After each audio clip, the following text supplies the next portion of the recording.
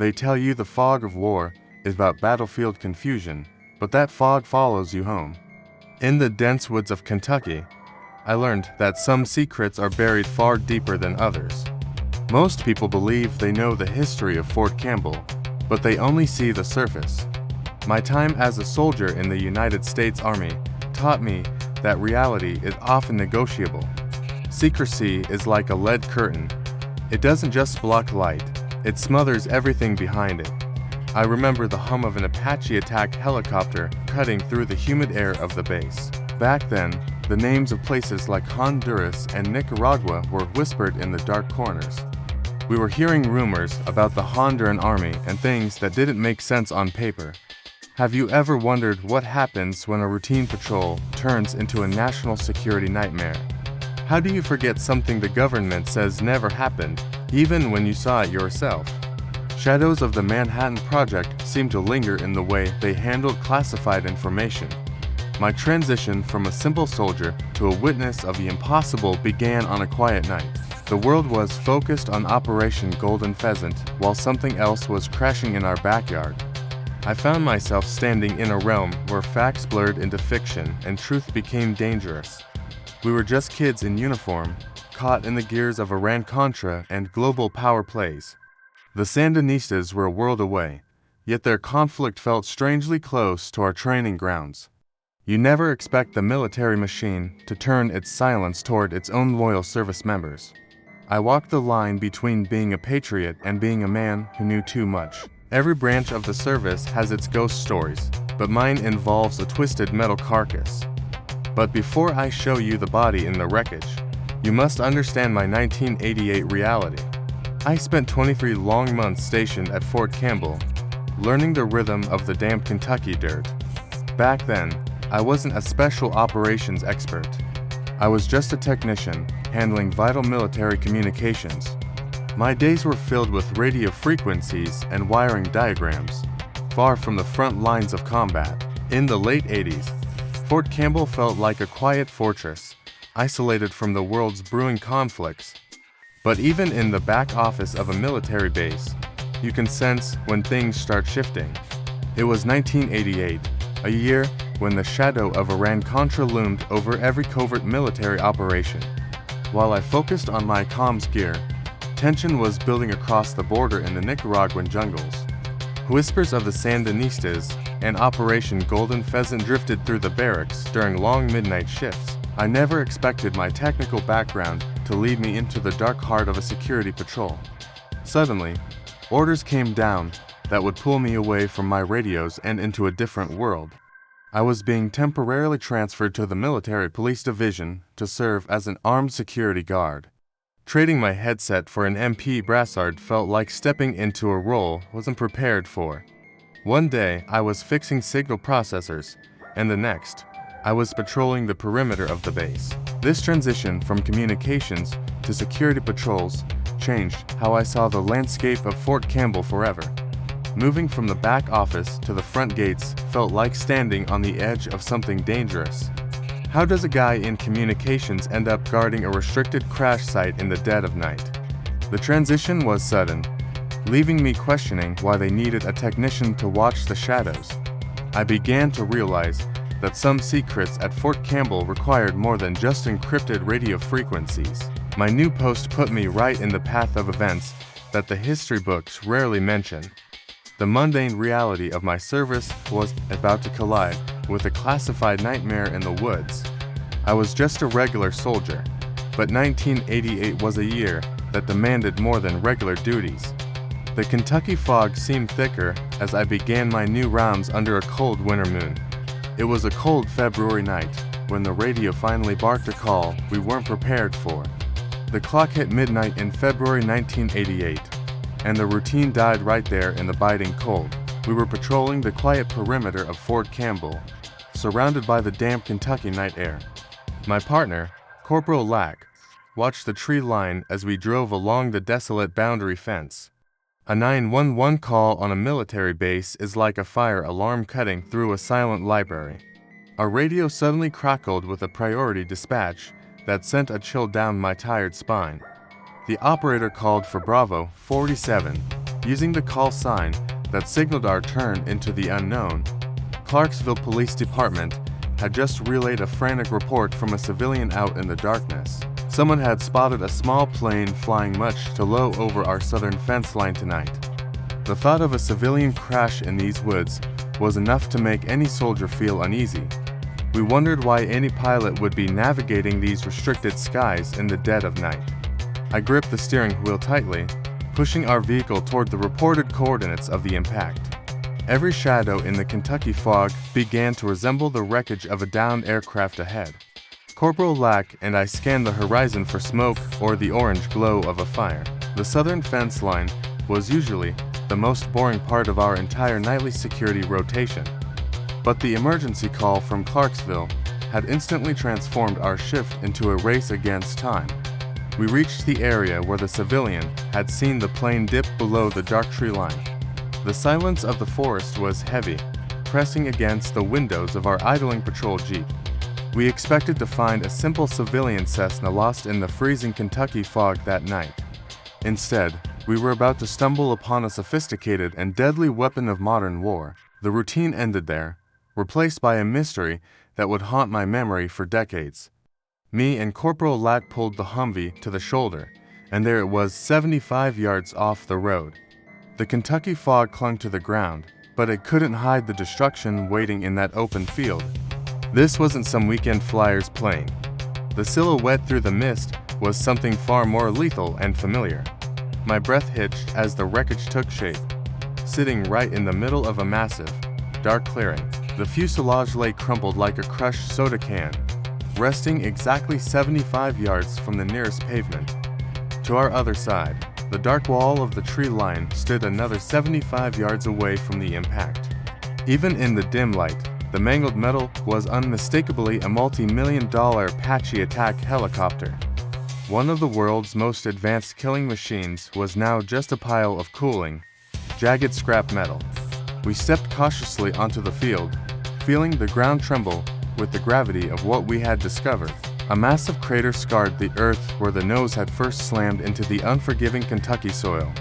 It looked as though a giant had reached down and slammed the aircraft into the dirt with unimaginable force.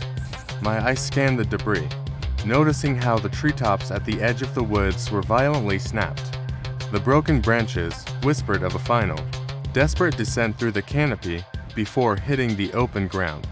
Scattered across the tall grass were detached rockets, looking like abandoned toys from a dark, metallic nightmare. These deadly projectiles were never supposed to be resting here, miles from any scheduled training exercise or range. Lack didn't say a word, his flashlight beam trembling as it danced over the scattered ordnance and wreckage. The silence of the base was heavy, punctuated only by the occasional metallic groan of cooling machinery. We moved closer to the main body, the smell of burnt fuel and hydraulic fluid stinging our nostrils. Every step revealed more devastation, from shredded rotors to electronics spilling out like intestines on the grass. How does one of the world's most advanced attack helicopters just fall out of the sky without warning? We were looking at a total loss, a decimated skeleton of an aircraft that once ruled the skies. This was no routine accident. This was a catastrophe hidden in the shadows of the Fort Campbell night. The reality of the situation began to sink in as we finally reached the edge of the cockpit. The rockets were scattered in the grass like discarded toys, but the real mystery waited inside the cockpit. We moved closer to the wreckage, our flashlights cutting through the thick, oily smoke. The smell of burning fuel hung heavy in the freezing Kentucky air as we reached the cockpit.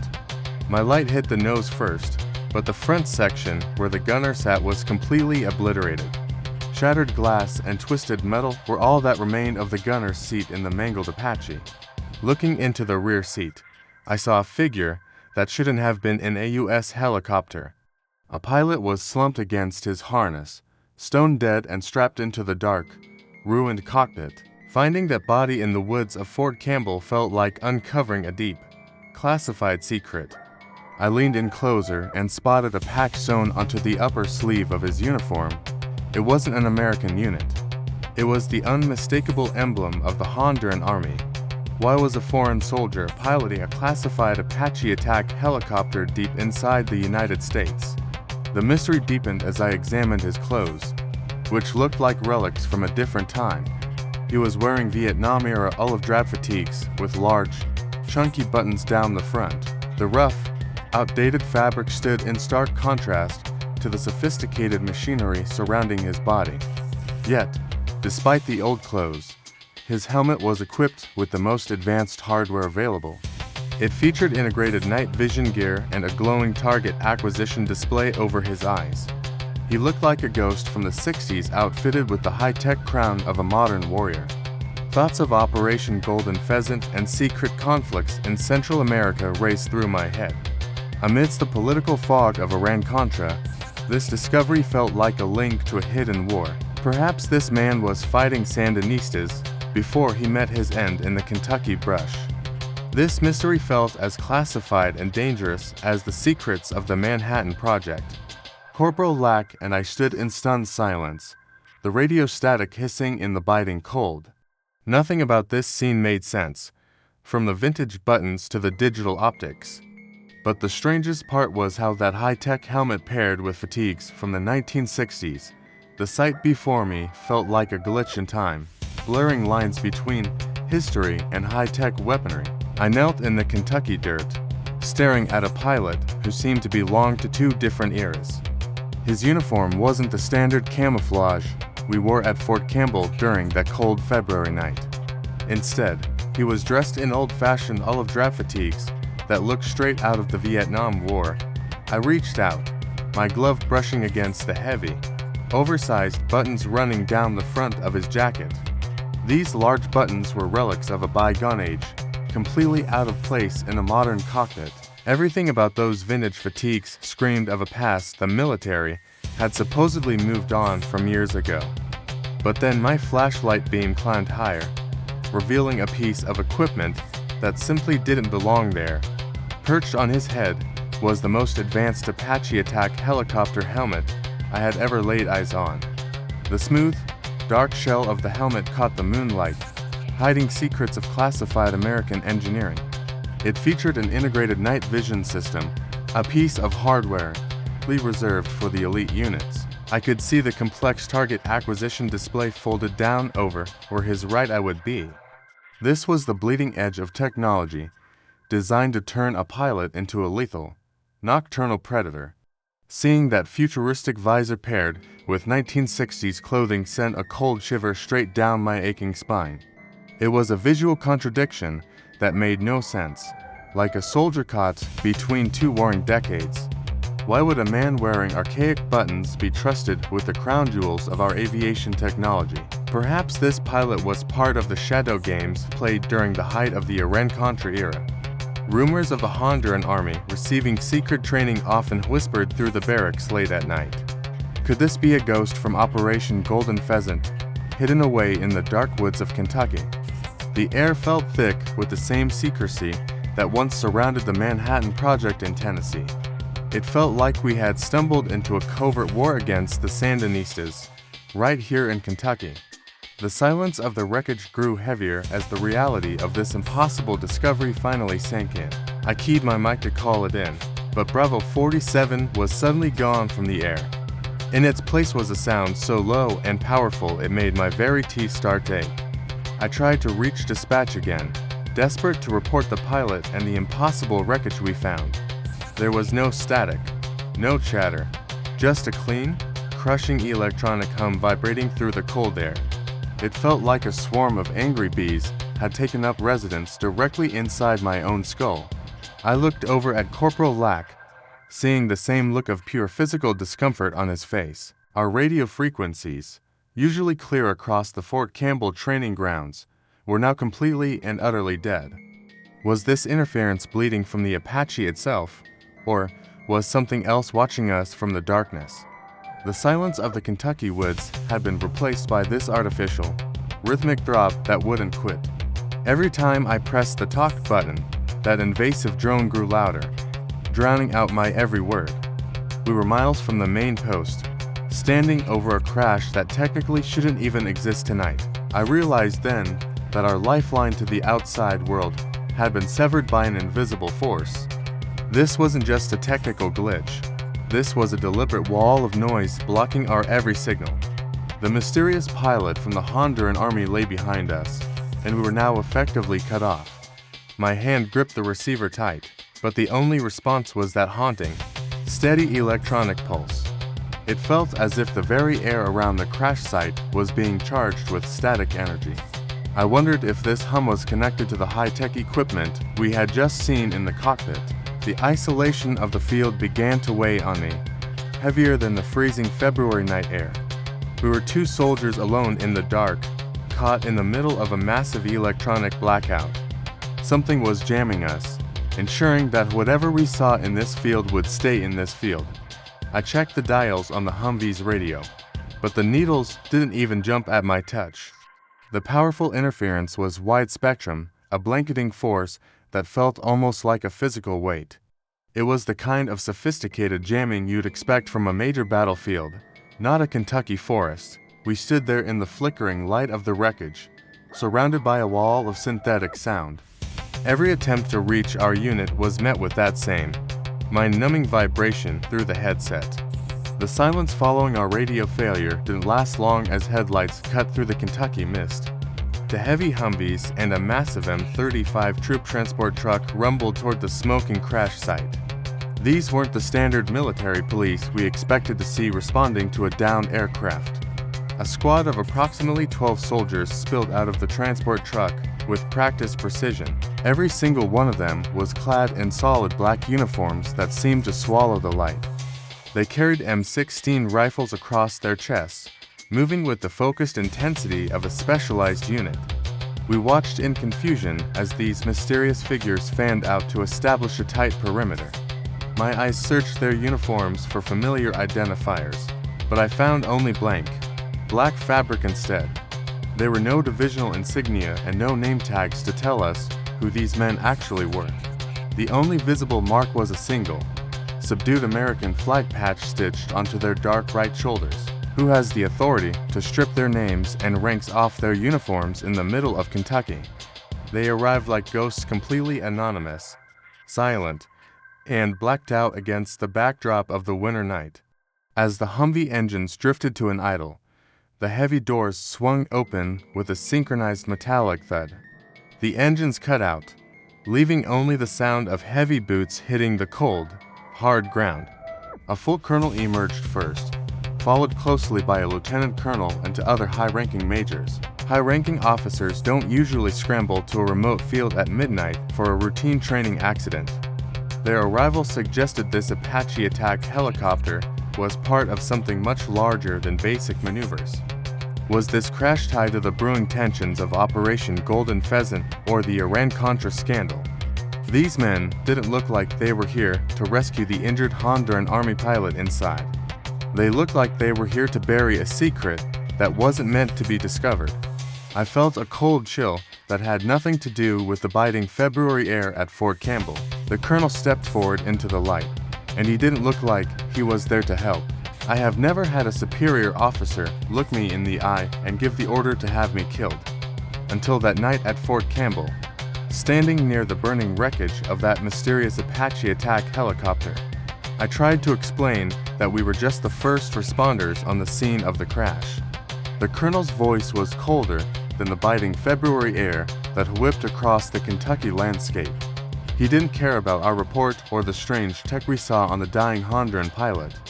His eyes were like flint, reflecting the orange glow of the fire behind us as he approached. Without a moment of hesitation, he issued a command that froze the blood in my tired veins. The colonel looked straight through me and ordered Corporal Lack and I to leave the area immediately. There was no room for debate or questions about why this site was suddenly so classified. A sergeant stood behind him, hand resting on his weapon, waiting for a single sign of defiance. Then the colonel turned to the sergeant and gave a lethal ultimatum that changed everything. He ordered the sergeant to kill us if we did not vacate the crash site within 30 seconds. My heart hammered against my ribs like a trapped bird as the clock began to tick down. Was this about Operation Golden Pheasant, or something far more dangerous hidden within the Iran-Contra shadows. Mentioning the Sandinistas or clandestine missions felt like a death sentence in that terrifying, silent moment. We were just soldiers, but suddenly we were witnesses to something the army wanted dead and buried. I looked at Lack, and I could see the same realization dawning in his panicked, wide eyes. Every second felt like an eternity while the sergeant shifted his weight, eyes locked onto us. The smoke from the Apache swirled around us, smelling of burnt oil and secrets we weren't supposed to know. The order was clear, official, and delivered with a terrifying lack of human emotion or hesitation. We were staring into the abyss of a cover-up that reached far beyond the gates of Fort Campbell. The 30-second countdown was the loudest thing I had ever heard in my entire military career. Survival instinct took over as the weight of that lethal order pressed down upon our shoulders. We realized then that our lives meant nothing compared to whatever was hidden in that wreckage. We didn't wait for second 31 to see if the sergeant would actually pull the trigger. We turned around and left, fleeing the ghost of that crash before the time ran out. To understand why they'd killed to keep that field quiet, you have to look at Tennessee's history. If you think the military can't hide a helicopter crash, you don't know about the secret city. Just a few hours east of Fort Campbell, a legacy of silence was born in the 1940s. The government built the city of Oak Ridge in the backwoods, far from any prying civilian eyes. They seized 60,000 acres of land to construct a massive facility dedicated to the Manhattan Project. Every street, stoplight, and sewer line was built under a heavy shroud of total government secrecy. Oak Ridge was a ghost city, hidden in plain sight, like a secret room in your house. Starting in 1942, the government secretly relocated civilian families to this massive, isolated construction site. These workers were brought in to manufacture the critical materials required for the first atomic bomb. Most of the residents worked in high-pressure facilities without ever knowing the true nature of their job. The Manhattan Project demanded absolute loyalty and a level of silence that modern citizens can hardly imagine. How do you keep a city of thousands off every map in the world for years? Throughout the entire Second World War, Oak Ridge was completely absent from every official government map. It was a massive, living entity that officially did not exist until the war finally reached its end. This tradition of hiding the impossible is woven into the very fabric of the Tennessee landscape. When I looked at that crashed Apache, I realized I was facing that same wall of silence. If the military could manage 60,000 secret acres, they could certainly handle one lonely crash site. The shadows of Oak Ridge prove that the government is a master at making things disappear forever. They have been perfecting the art of the cover-up since long before I joined the Army. If they could hide 60,000 acres and an atomic project, hiding one Apache was easy. The blueprint for silence wasn't invented overnight. It was perfected decades earlier in the Tennessee backwoods. Oak Ridge was built inside 60,000 acres of land, a fortress of absolute government control. Every street, stoplight, and sewer line was meticulously constructed by the same men building the bomb. When the U.S. government owns the infrastructure, they own the narrative of everything within those walls. That legacy of the Manhattan Project created the very playbook used at Fort Campbell in 1988. As I stood near that burning Apache attack helicopter, I felt that same invisible wall closing in. The military didn't just secure the crash site.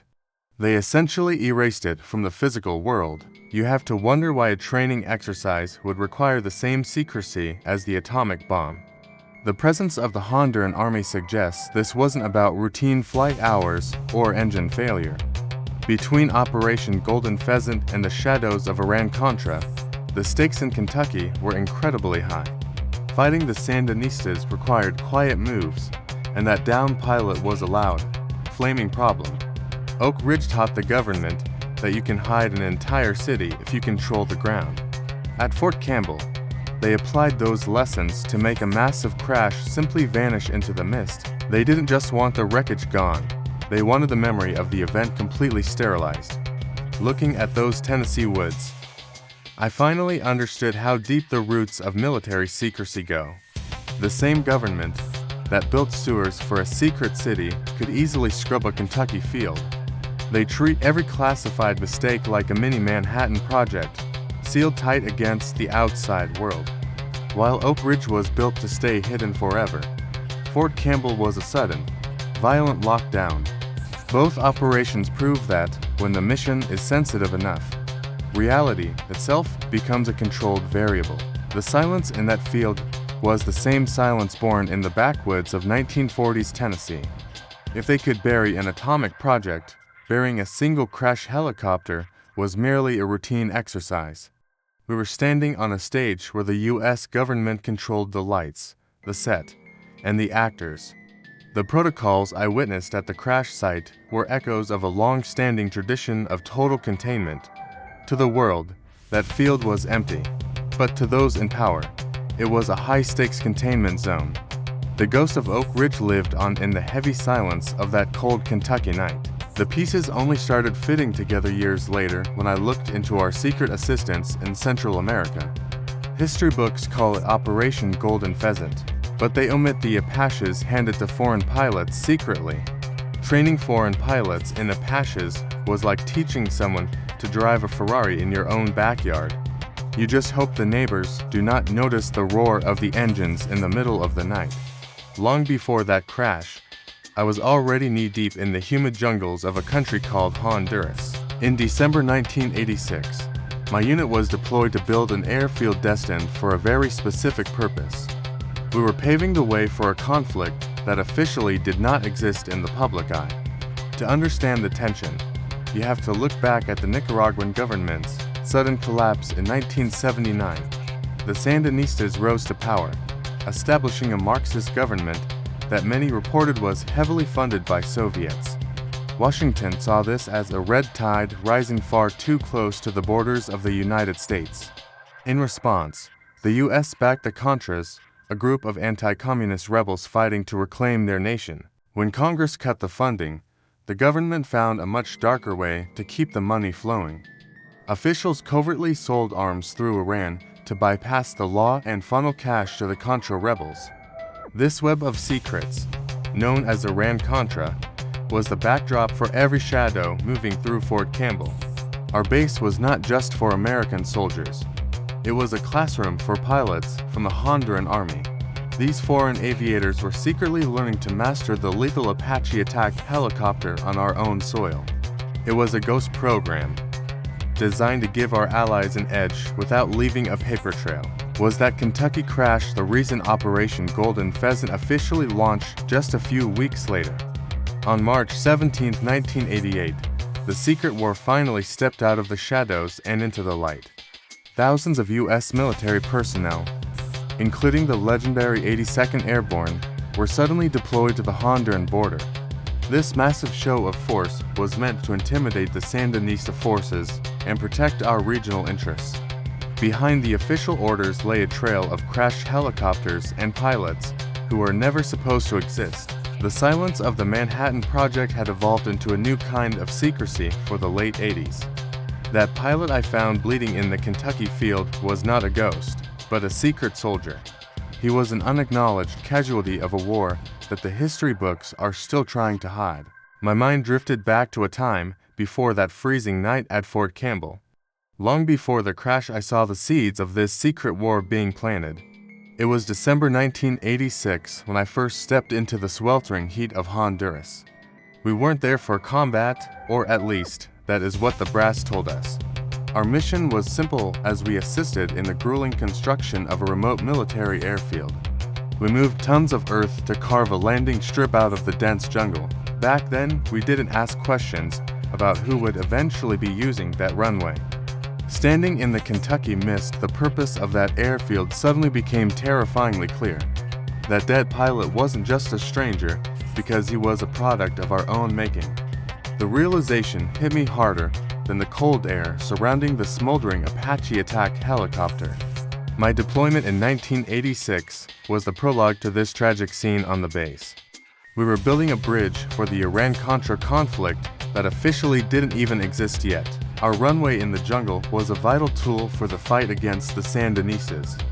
Seeing his Honduran Army patch reminded me of the faces I saw during those months abroad. The secrecy of Operation Golden Pheasant had finally followed me back to American soil. It felt like the jungle was reaching out through the Kentucky fog to claim its own. The level of secrecy rivaled the Manhattan Project, keeping our true purpose hidden from the world.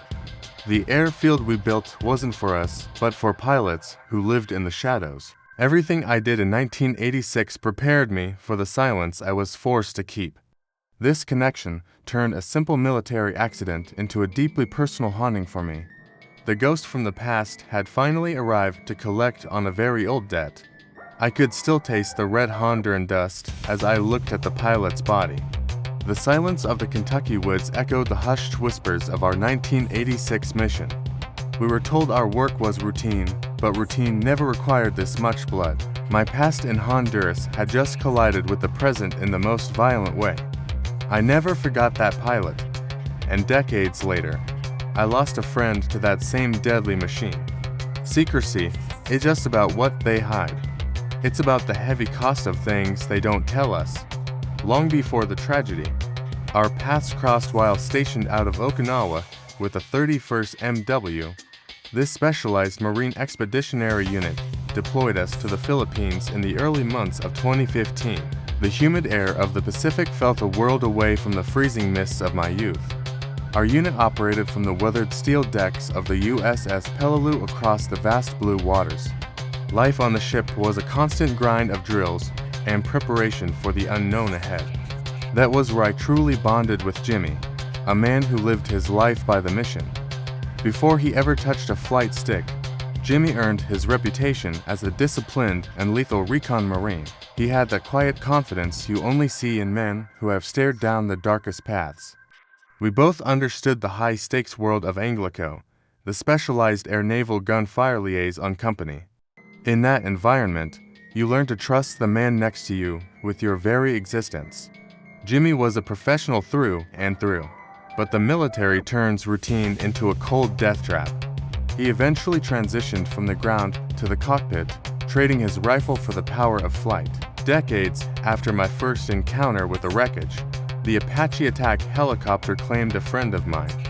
In 2018, the familiar soil of Fort Campbell became the site of Jimmy's final, tragic helicopter crash. The news hit me like a physical blow, dragging all those old Kentucky memories back to the surface. Losing a brother in arms feels like a gear slipping in a watch, making the entire world feel off. I find myself asking how many more stories are buried deep within the flight logs of Fort Campbell. The machine that once felt like a glitch in time had finally come back to take its due. In the military, it's not always the enemy that kills you. Sometimes, it's just a bad design. Back in the Philippines, we nearly died before we even had a chance to leave the truck. Our entire recon team was packed inside, prepared for the thick heat of the tropical jungle. The vehicle used a high-fording exhaust pipe, designed to keep the engine running through deep water. We had secured a heavy canvas tarp over the gear, unaware of the danger it would create. As we moved, that thick fabric shifted and accidentally draped right over the vertical exhaust stack. With the pipe blocked, the deadly fumes had nowhere to go but inside the cabin with us. Carbon monoxide is a silent ghost. It has no color, no smell, and offers no warning. This gas is the fog of war in its purest form, stealing your breath without a sound. I felt a heavy, pulsing pressure behind my eyes as the air inside the truck grew toxic. My fellow soldiers began to slump over, their movements turning sluggish as their vision started to blur. We didn't understand the threat because we were focused on the mission and the terrain outside. How do you fight an invisible enemy that you cannot see, smell, or even feel coming? It was a terrifying reminder of how fragile life is when you are operating in high-stakes environments. Finally, someone noticed the tarp fluttering against the hot pipe, choking the life out of us. We scrambled out into the fresh air, gasping as the lethal poison slowly cleared our lungs. Like that Apache at Fort Campbell, the machines we trusted had nearly become our own metal tombs. This incident felt linked to the same secrecy surrounding the Honduran Army and Operation Golden Pheasant. From the Manhattan Project to the shadows of Iran-Contra, our history is filled with these hazards. We survived that day, but the threat of the Sandinistas was nothing compared to that silent air. It's those silent killers, the ones you do and see coming, that haunt you the most in the end. The fog never really clears, it just moves silently to a different field, waiting for us to follow. If they could hide a city and a crash in my backyard, what are they hiding in yours? We have spent this time tracing ghosts from Fort Campbell to the dense jungles of Central America. The shadow of the Apache attack helicopter still looms over that cold Kentucky field from 1988. We saw how the Honduran Army became a silent partner in a war many Americans never knew existed. From the Manhattan Project to Iran-Contra, the blueprint for keeping secrets has only grown more sophisticated. They move pieces across a global chess game involving the Sandinistas and Operation Golden Pheasant. But the real cost was not just in hardware, it was in the lives and truth they buried. Are we really just stumbling through the dark, caught between manufactured facts and convenient military fiction? The silence following that crash was a choice, a calculated wall built to keep the public away. Every redacted document and every hushed order is a brick in that wall of government secrecy. You have to wonder how many other accidents were actually missions that went sideways in the night. The truth does not just disappear. It waits in the shadows for someone brave enough to see. Protecting your information and staying curious is the only way to keep history from being rewritten. We are building a community here for those who refuse to look away when things get uncomfortable. Subscribing is like keeping your own flashlight in the dark. Don't let them ever turn yours off. Join us as we continue to peel back the layers of the stories they wanted forgotten forever. Your attention is the greatest weapon against the fog that tries to settle over our collective memory. Stay alert, stay informed, and remember that some stories are never truly over until they are told. Stay alert, stay informed, and I will see you in the next fog where truth still waits.